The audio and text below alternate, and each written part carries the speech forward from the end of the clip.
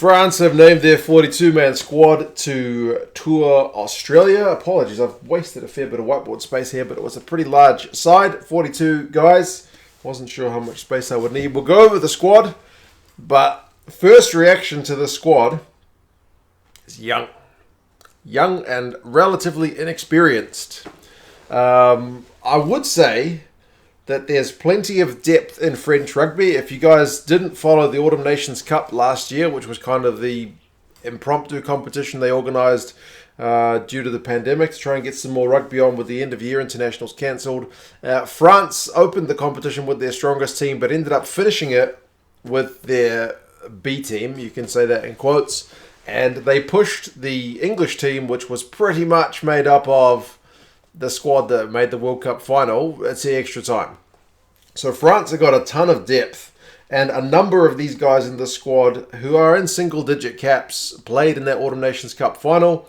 There are a bunch of guys who I am very unfamiliar with, so I'll be kind of limping my way through this one, but hopefully some commenters can also give us some advice on who to look out for. But yeah, we'll go through the squad. Kind of keep in mind that they are playing games against Australia in relatively quick succession. The first one's on July 7th, then like a normal break to July 13th. It's like a 6-day turnaround, and then July 17th for the final game. So there's going to be some guys who play on the 13th who will obviously not play on the 17th because the turnaround is just too short. So hence kind of the big squad. Also keep in mind no guys from Toulouse or La Rochelle were considered because they are still, to play the top 14 final. And with the quarantine and stuff, there wasn't going to be enough time to get them over. And I think just generally, they've tried to blood some inexperienced guys, some young guys in this one. All the guys with asterisks by their names are uncapped. The average number of caps, I think, is 4. If you go ahead and do the averages, I think the most capped is Teddy Thomas with 27 caps. Age-wise, the average is about 24 and a half. So very young squad. Hookers, they've gone with Barlot, Etrillard and Fourcade, all uncapped. So I think the Wallabies named 2 uncapped hookers out of 3. The French have gone one better and gone with 3 uncapped hookers. 24, 28 and 24 are their ages, so relatively young in terms of front rowers. I think this is partially to blood some new guys and partially because of the unavailability of the kind of regulars. Props, Bamba, Falatea, Forletta, Gros, Hounkpatin and Walcker. The only guys with caps are Gros and Bamba. Gros, though, has been kind of around the scenes for quite some time. He's only 22. I feel like he's been around the blocks for ages. Bamba has kind of been in and out of the side for quite some time. None of these props are 30 years old. The oldest is 29. Most of them are below 25. So very, very young for a position that usually requires guys who are kind of, 28 and older to be at the peak of their powers. So I don't know if the Aussies are going to be able to target this as an area, but certainly it's lacking on experience. But as I said, the guys who watch the top 14 more than I do will be able to comment on if any of these guys are guys to really knuckle down at scrum time. Locks, Azago, Kazoo, Geraci, Taofifenua and Van Verberg. Again, most of them uncapped. Well, actually, no, 2 of the 5 are uncapped. Taofifenua is your experienced guy, 25 caps, 30 years old. Kazo and Geraci both have 2 caps, but 26 years old is Kazo. He was not part of the Six Nations squad, but Geraci was, and he was also part of the Autumn Nations Cup final losing side. And he's a bit of a tackle machine from what I know about him. Tackles at a pretty good rate. So, yeah, he's going to be a bit of a workhorse guy if he gets a start. But, yeah, Azago and Beverberg are uncapped and both 23 and 20, respectively. So, young, as I said. Loose forwards, Beconi, Creton, Diallo, Fisher, Gelon, who is captain. Makalo, Pesanti, Sobella and Woki. A few more of these guys who were in the Autumn Nations Cup squad. Woki has kind of been there or thereabouts for quite some time. Kind of unbelievable. He's only 22 as well. I think I first saw him in the Autumn Nations Cup last year. real lineup specialist from what limited amount I've seen of him. I say this having seen him play a handful of times, but very good defensively at lineout time, good at pinching opposition ball. He played in the Autumn Nations Cup final. He was in the Six Nations squad for the 2021 Six Nations, so 22 years old. He scored 7 tries in the top 14 this season, so he is definitely one of the guys I'll be looking out for. Pesanti, I think, played lock in the Autumn Nations Cup final, so he's a bit of a hybrid guy. Makalu also was in the Autumn Nations Cup squad. Gelon, 8 caps and 24 years old. He's another guy who gets through quite a lot of work. I don't know that he's like a real pilferer. Like the French squad at the Six Nations didn't really go for any guys who were like out and out, kind of like David Pocock style guys to really pilfer, but he's certainly a threat at the breakdown. Remember, there's no Olivon for this series because he is out with a long-term injury, so Gelon has to step in as captain, but you've still got 3-4 uncapped guys among these loosies as well, so it's going to be a real mixed bag with the most capped guy having 10 caps, and that's Gaetan. Backs, you've got Kuyu, Iribaren and Lebay as your halfbacks. Now, Iribaren is one of the guys who is like uncapped but has been around the block for so long. He's a guy that you can't really believe has not got a cap at this point in his career. 30 years old, but he's been playing for Racing 92 as long as I've been following the Champions Cup anyway. Always a real live wire player.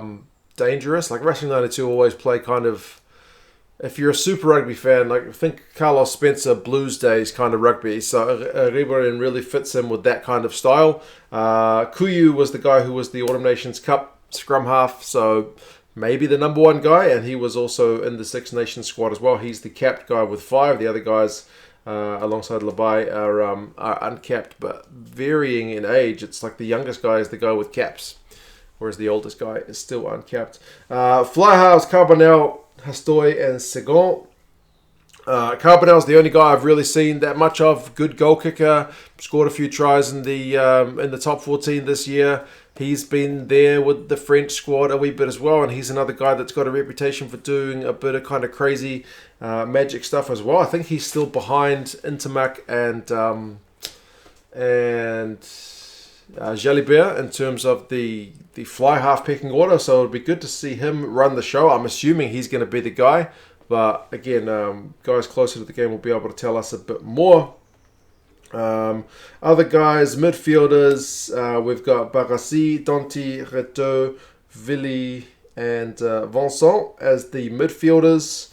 Vincent, again, he's really young, 21, but he's already got 11 caps. He's been in the Six Nations squad, so he's a guy to look out for.